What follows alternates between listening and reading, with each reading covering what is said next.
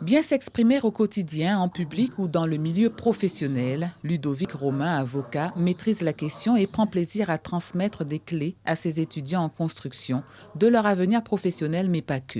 Et de citer Mirabeau, les hommes sont comme les lapins, ils s'attrapent par les oreilles. Des essentiels étaient donc à retenir. S'il y a quelque chose à retenir de ce qui a été dit ce matin, ce sont deux choses.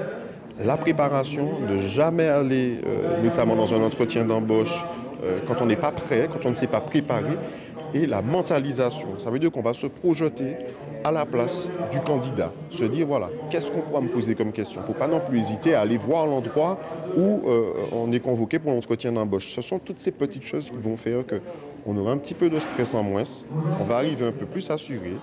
Et ils en ressortent convaincus, car le message n'est pas nouveau. Beaucoup se disent déjà dans cette démarche. Moi, je pense que c'est essentiel, parce que ça nous permet, c'est avant tout ce qu'on voit, ce qu'on reflète que les personnes vont retenir de nous. Donc la façon de s'exprimer, la façon de se tenir également, la manière dont on est habillé, tout ça. Je sais me débrouiller, j'ai pas de problème pour parler,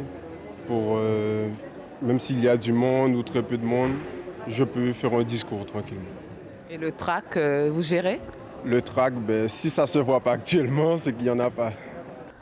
Présentation, expression, des éléments qui pèsent en effet à l'occasion d'un entretien.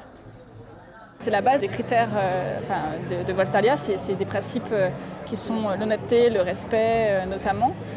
Bien entendu, après tout ce qui est le travail qui doit être bien fait, mais ce sont des valeurs de base chez nous pour qu'on puisse bien travailler. Ça fait partie de notre image à tous les stades.